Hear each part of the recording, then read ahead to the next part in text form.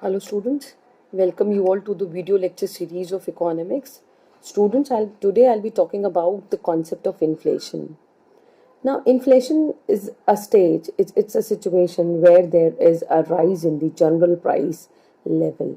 So, like if there is like if I say that there is a rise in the price of a particular commodity, then it will not amount to inflation.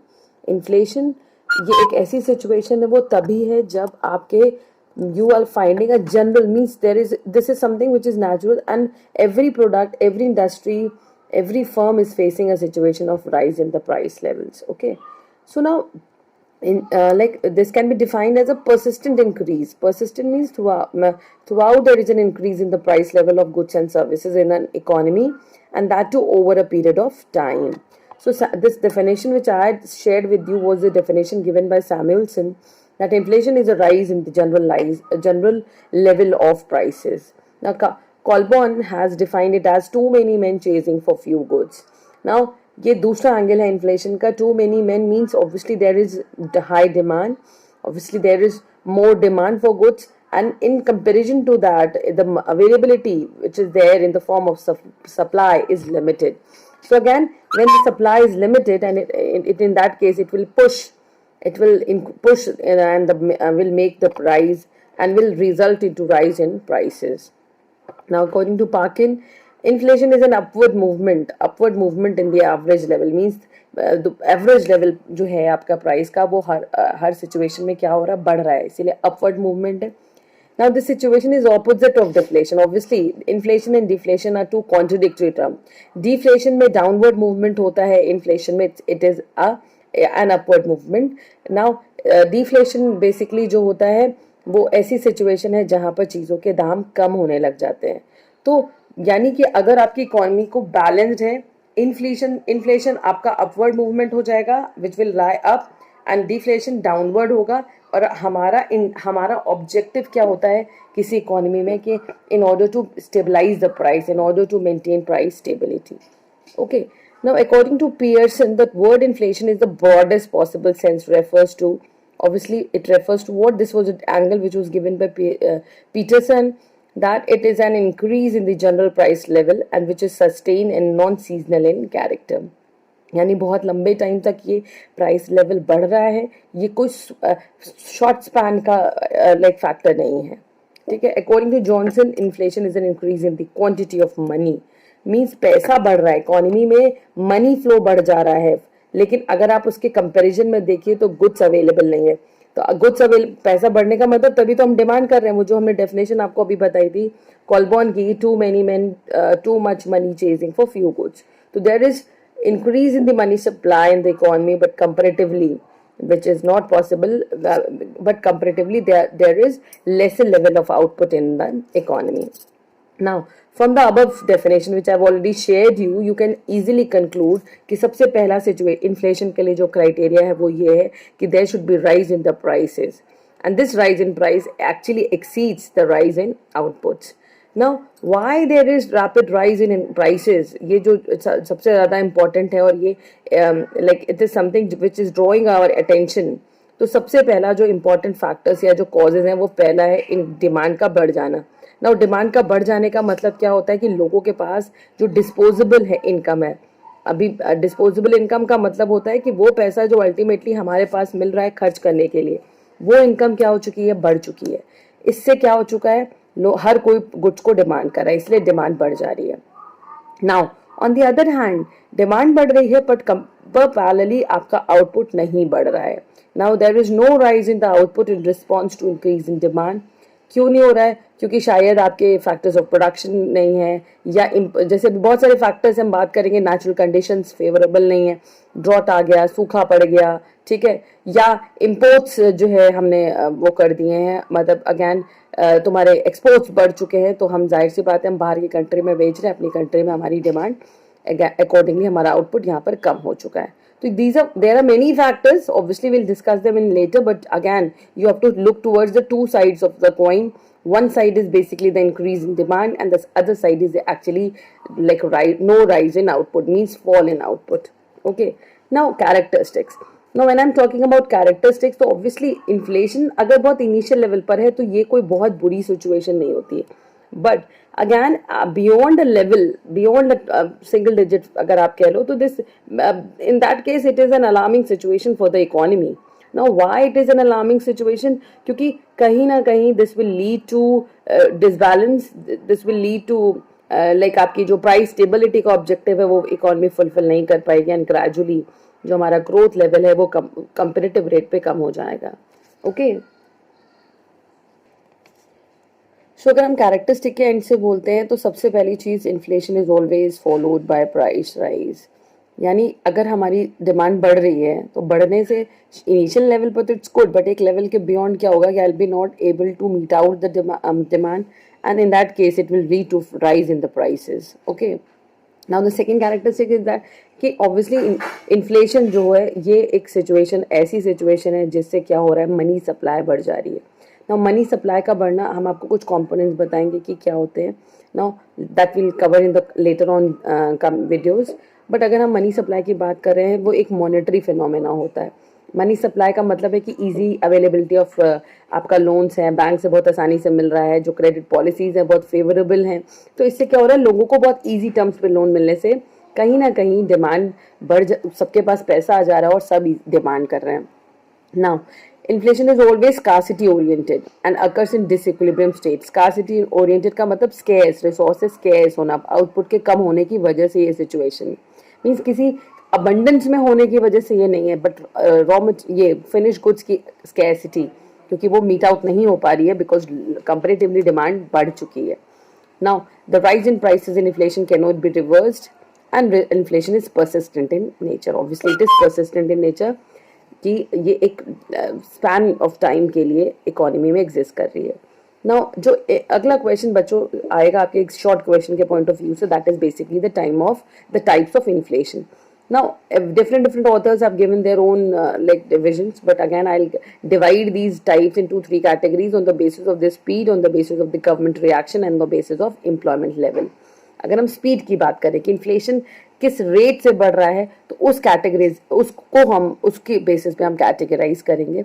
सबसे पहला creeping. Creeping का मतलब होता है रेंगना, जैसे रेंग रहा है कोई कोई जैसे आपने बहुत सारे वो देखे हैं, ये जो इंसेक्ट्स होते हैं वो रेंगते हैं. रेंगने का मतलब बहुत कम रेट है, means it is less than 3% per annum.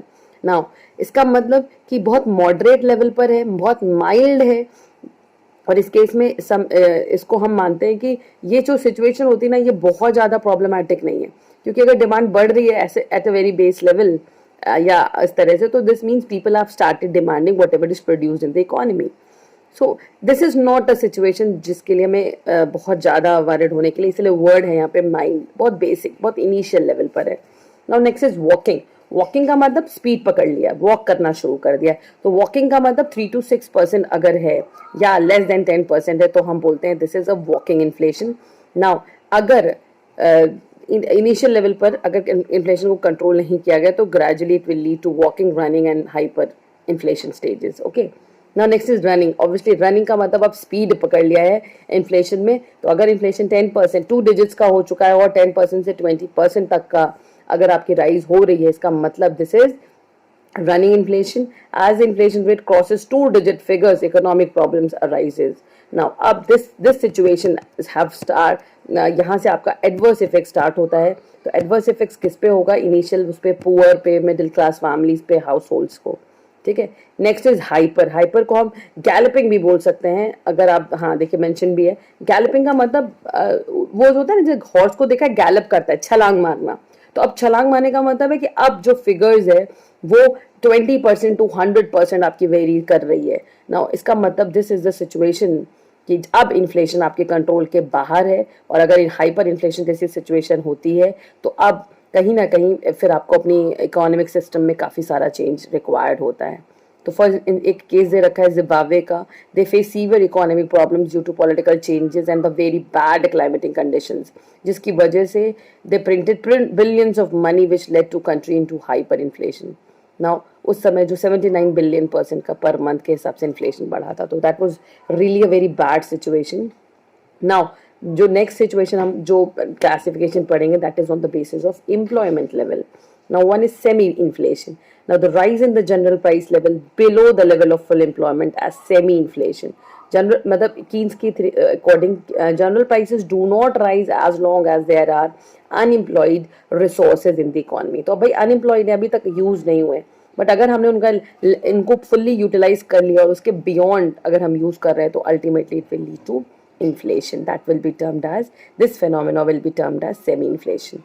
So however, when aggregate expenditure increase by a large portion, cost for some resources may rise, eventually leading to increase in price. Now pure inflation का मतलब है it occurs when the economy is at full employment level. Okay, जब हमने full level attain कर लिया है, अब inflation जो है वो pure nature का होगा. क्यों? क्योंकि यहाँ पे आपने अगर full employment है तो अब आप अपने output को बढ़ा नहीं सकते हो. नाउ जिसकी वजह से आउटपुट नहीं बढ़ पाएगा, resources have been fully utilized. Now parallelly demand बढ़ती चली जा रही है, तो जिसकी वजह से इन्फ्लेशन राइज कर जाएगा. I hope this topic is clear to you all. Now next is on the basis of the government reaction. अब गवर्नमेंट इज इंटरवीनिंग और गवर्नमेंट का कुछ चेंजेस, गवर्नमेंट की पॉलिसी में कुछ एफर्ट्स है जिसकी वजह से इन्फ्लेशन हो रहा है. तो first is the case of open inflation. Open छोड़ना का मतलब है गवर्नमेंट कुछ भी has no control over the price rise. There are no barriers, no restrictions and the economy has been let free. तो उस केस में क्या होता है कि इस सिचुएशन को हम बोलते हैं open inflation. Now market for commodities और factors of production are allowed to operate freely, जिसमें किसी भी तरह का गवर्नमेंट अथॉरिटी या किसी तरह की सेंट्रल अथॉरिटी की कोई भी इंटरफेरेंस नहीं होती है. ना जो दूसरा वर्ड आता है सप्रेस मतलब दबाना, यानी गवर्नमेंट यहाँ पर इंटरवीन कर रही है. तो अगर गवर्नमेंट प्रॉपर चेक्स लगा रही है, सारे एफर्ट्स कर रही है ताकि प्राइस ना बढ़ सके, बहुत सारे अपने टूल्स का यूज कर रही है, अपनी पॉलिसीज का यूज कर रही है, ताकि ऐसे मैकेनिज्म्स का यूज कर रही है जिसकी वजह से इन्फ्लेशन रेट कंट्रोल्ड रहे, उसको बोलेंगे सप्रेस्ड इन्फ्लेशन. द गवर्नमेंट इसके लिए क्या करती है, वो अपने बहुत सारे फिजिकल पॉलिसीज, मॉनेटरी पॉलिसीज, ऐसे बहुत सारे टूल्स हैं जिनका यूज करके प्राइस लेवल को कंट्रोल करती है. Although control over price rise helps to keep inflation under check, it leads to price rise in uncontrolled resources. ठीक है, consequently resulting in diversion of productive resources.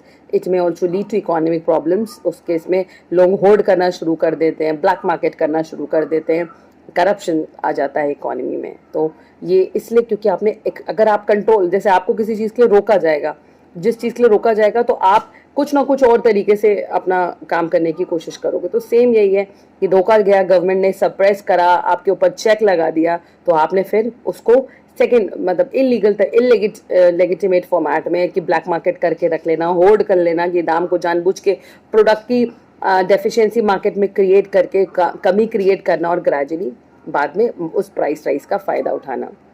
Now, another two categories, like एक category है on the basis of cause. तो cause के हिसाब जो ये topics हैं ये हम डिटेल में पढ़ेंगे. डिमांड पुल, यानी यहाँ पर demand is pulling, reason mean demand इतना ज़्यादा बढ़ चुका है गुड्स का कि जिसकी वजह से इन्फ्लेशन रेट बढ़ जा रहा है, यानी प्राइस बढ़ जा रही है. कॉस्ट पुश का मतलब क्या हो गया कि यहाँ पे चीज़ों को बनाने में जो कॉस्ट लग रही है वो बढ़ गई है. अब दोनों एंगल से सोचिए ना, कॉस्ट बढ़ जाने का मतलब क्या हो गया, सीधा सा है कि जो लेबर थी वो ज़्यादा पैसा मांग रही है, या आप कह लीजिए जितने भी फैक्टर्स ऑफ प्रोडक्शन इन्वॉल्व थे उसके लिए आपको अब ज़्यादा पे करना पड़ रहा है.